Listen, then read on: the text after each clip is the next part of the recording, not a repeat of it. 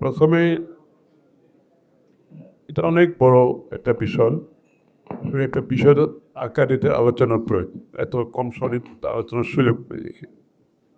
আর ICT sector, telecom sector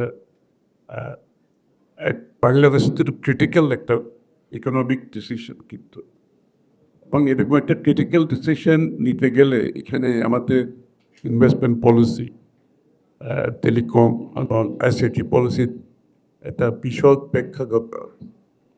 stake হোল্ডারদের মতামত, analysis এর মাধ্যমে ওটা করতে হবে।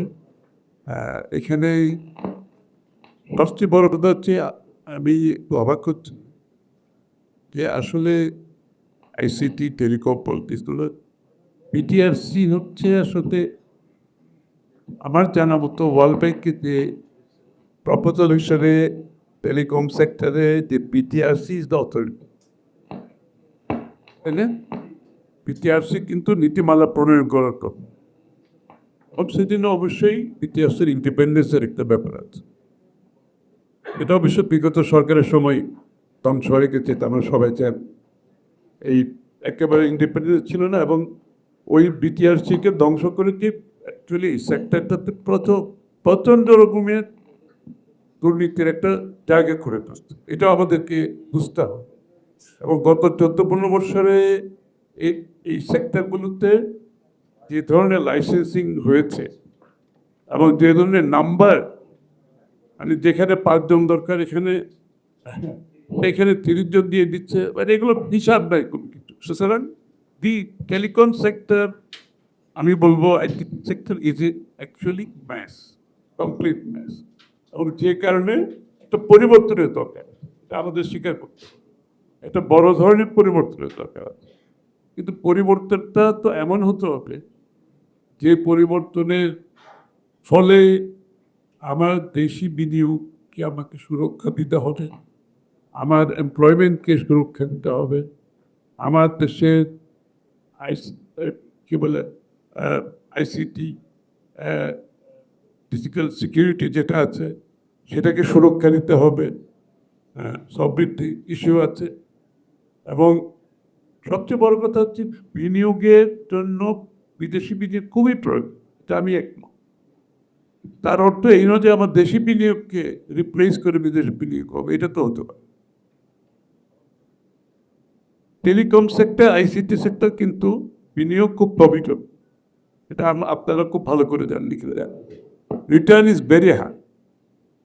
এই জন্য বিদেশি কোম্পানিতে অবশ্যই একটা ইন্টারেস্ট এখানে থাকে। যে সেক্টরে এত প্রফিট, সেই সেক্টরে আমাদেরকে দেশি লোকজন ইনভেস্ট করতে পারবে না কেন, সেটা আমি বুঝতে পারছি। It's high return sector. আপনি আপনি সাবমেরিন ক্যারিয়ার বলে, আপনি পুরো service, telecom service, last mile connectivity পর্যন্ত এই সব প্রফিটেবল বিজনেস। এবং এখানে এই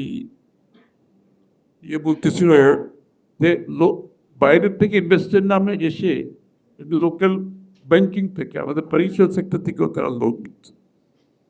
এবং এখানে কিন্তু এই এডিবির কিছু ইনভেস্টমেন্ট আছে, আপনার জানেন ফাইবার গ্রুপ, যে 3টা ফাইবার লাইন আছে, এখানে এডিবি 2% ইন্টারেস্টে কিন্তু ভালো বিনিয়োগ আছে। সুতরাং এইসব জায়গায় কিন্তু আমাদের দেশি বিনিয়োগকারীদের জন্য তো সুযোগ আছে। সুতরাং আমাদের পলিসি করার সময় এগুলো মাথায় রাখতে হবে।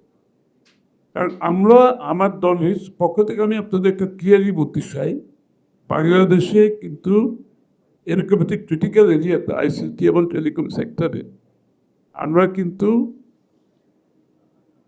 ফিউচারে ইকোনমিক গ্রোথের এখানে জায়গাটা আমাদের জন্য গুরুত্বপূর্ণ, এখানে অত্যন্ত গুরুত্বপূর্ণ। এই জন্য আমাদের পলিসিতে, আগামী দিনের যে পলিসি, সেই পলিসিতে আমরা এটা মাথায় রেখেছি।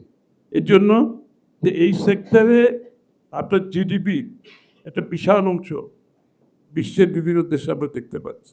এমপ্লয়মেন্ট একটা বড় সেক্টর এবং এটার সাথে রিলেটেড যে এমপ্লয়মেন্টগুলো আছে, আইসিটি রিলেটেড যে বিজনেস, যে ব্যবসাগুলো আছে, এখানে কিন্তু আমাদের ইতিমধ্যে আপনার ফ্রিল্যান্সিংয়ের মধ্যে প্রায় 2 লক্ষের উপরে আমাদের ছেলে মেয়েরা করতেছে।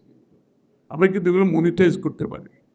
আমরা এগুলোকে ট্রেডেবল গুডস হিসাবে আমাদের আমাদের ফর্মাল সেক্টরে আনতে পারি। এগুলো কিন্তু বড় উদ্দেশ্য, কিন্তু সবচেয়ে বড় আমি মনে করি টার্গেট হওয়া উচিত এই সময় আমাদের সবচেয়ে যেটা বেশি দরকার, আমাদের ফোকাসে থাকতে হবে আমাদের one of the world best fast reliable and secure network, এটা আমাদের দরকার সবচেয়ে বেশি, both for mobile and fixed broadband. এইখানে কিন্তু গভর্নমেন্টের প্রধান কাজটা হওয়া উচিত ছিল। আমার মনে হয় এইটা করার জন্য যেই আমাদের এই জায়গাতে আমাদের স্পেকট্রাম ম্যানেজমেন্টের কিন্তু কোনো কিছু আমরা দেখতে পাচ্ছি, অ্যালোকেশনের উপর কিছু দেখতে পাচ্ছি। এখানে কিন্তু একটা বিশাল ব্যাপার, যে জায়গাটায় কিন্তু মোবাইলের সবচেয়ে বড় ইস্যু সেটা হচ্ছে স্পেকট্রাম ইস্যু, তাই না? স্পেকট্রাম ম্যানেজমেন্টের ইস্যুটা কোথায় পলিসিতে আছে আমার তো জানা নেই। স্পেকট্রাম অ্যালোকেশনের ইস্যুটা কোথায় এটা পলিসি আমি দেখতে পাই। মোবাইল সেক্টর সবচেয়ে গুরুত্বপূর্ণ কিন্তু ওই জায়গাটা আছে। তারপরে আপনার ব্রডব্যান্ডের বেলায় আপনারা অনেক ইনভেস্ট করেছেন। হ্যাঁ, ব্রডব্যান্ডের আপনি যদি রোবাস্ট ব্রডব্যান্ড ছাড়া আপনার ইন্টারনেট সার্ভিস থেকে অল সার্ভিসেস এটা সম্ভব আমাকে, এটা আমাদের কিন্তু করতে হবে। এই জায়গায় বিনিয়োগের জন্য যা যা করার দরকার আমাদের পক্ষ থেকে করা হবে, আমি আকেলশ্রী, এবং এখানে দেশি বিদেশের মধ্যে কোনো ডিসক্রিমিনেশন করা হবে, কোনো ডিসক্রিমিনেশন করা হবে না। এবং আমি আগেও বলেছি এই sector is a profitable sector with high return. বাংলাদেশের ব্যবসায়ীরা এটি সুযোগ নিতে পারবেন। আমার মনে হয় তার সুযোগ যত সুযোগ আছে। আপনাদের যে ফাইবার অপটিক্স যে লাইনগুলো আসছে, আমি তো বলছি 2%-এ আমরা যদি ভুল না হয়ে থাকে এদিকে একটা বিরাট ইনভেস্টমেন্ট এখানে আনবে, তাই না? সুতরাং এই সুযোগটা আমাদের দেশের ব্যবসায়ীতে নিতেই পারে।